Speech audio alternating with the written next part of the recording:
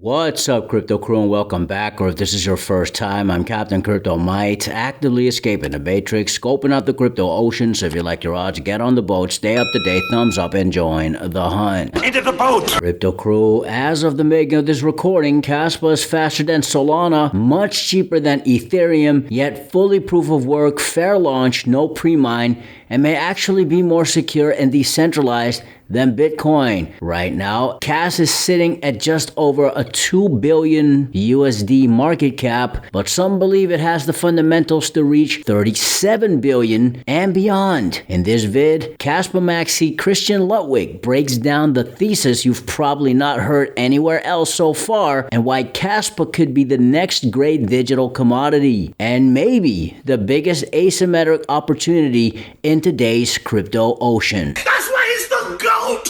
The GOAT! Prove all things, hold fast that which is good. Always make sure to self-custody your crypto investments. At the making of this recording, for a limited time, you can get 20% off using codes Crypto Crew and Labor Day. 2017 with Bitcoin Cash, it actually flipped Bitcoin, if you guys know that. That's why you can never count anything crazy happening with Kaspa's market cap in relation to Bitcoin's. But these were all solutions to Bitcoin not being peer-to-peer electronic cash once people figured out it wasn't scaling a few years into becoming popular. These networks, however, made significant trade-offs in order to be a little bit faster. And they were just slight forks or slight tweaks to Bitcoin, namely just having slightly larger blocks. During this time, there was a young man working with his advisors, working with his students, silently for 10 plus years, putting out research papers on how to scale Bitcoin, starting with the first ever security audit of Bitcoin. These papers were used for Ethereum's consensus model. They were mentioned in Cardano, XRP. Many different research papers are used for different consensus mechanisms. And during those 10 years, this gentleman and group of people, they were never selfish enough to just put these academic papers into production themselves. That was an idea a few years ago, and Kaspa was put into production off the back of the GhostDAG research paper and protocol. What's unique about Kaspa is it's actually fast enough to be expressive as a proof of work network, similar to how Ethereum was, except it's much more secure pound for pound than Ethereum because there's ASICs involved, and it's more decentralized because it's fair launched and there were no crazy pre-mines like we see with Ethereum. What's unique about Kaspa is it's the first coin ever to be pound for pound as secure and decentralized as Bitcoin. And some people can make arguments that it's more secure and more decentralized than Bitcoin, but also is able to be expressive and offer a lot of utility.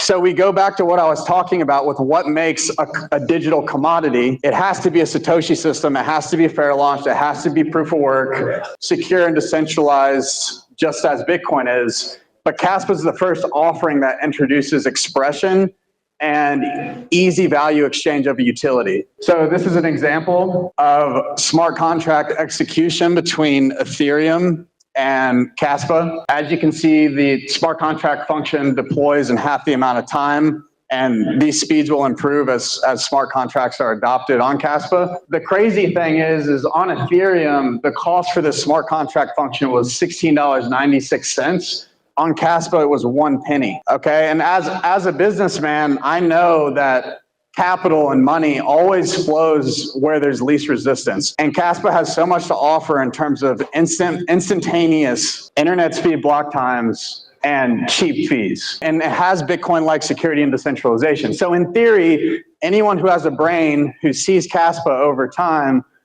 will choose to exchange value with the Kaspa network versus any other network. And this brings fees to the network. Utility brings value creation and value storage to the network. That can include expression, sequencing, and verifying of content. It can include decentralized communication, as we're seeing with the Kaspa app. It's the first truly censorship-resistant communication application in the world that's fully decentralized. And a sequencer of value, MOE payments, energy trading, settlement, AI, inference, settlement. So utility equals use equals fees, which equals an evergreen proof of work network.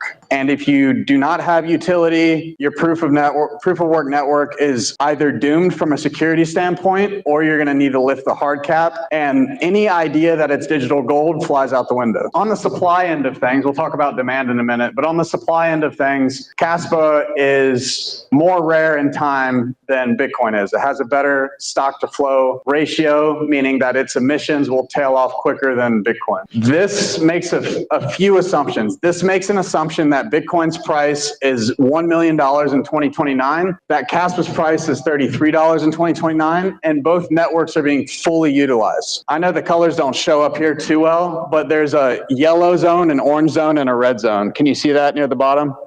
Okay, so right now, in the year 2025, both are safe, right? But once you get into the orange zone, and the white lines here are the emission schedules of both.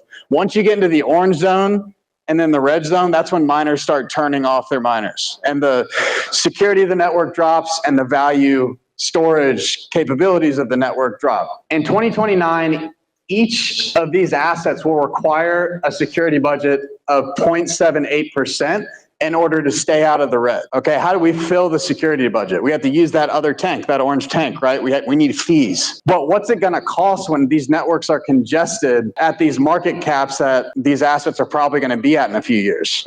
One transaction on Bitcoin is going to cost approximately $363, whereas with Kaspa, because it has much higher throughput and has so many more blocks, i.e. as many blocks in a day as Bitcoin has had in its entire life, it's still going to be less than a penny to transact. To demonstrate this in a different manner, we have two big black boxes here. Each black box represents the entire world population, and the red represents how many transactions can be done on each network in 1 month. Over here, this is how many transactions can be done in 1 month at $363 per transaction.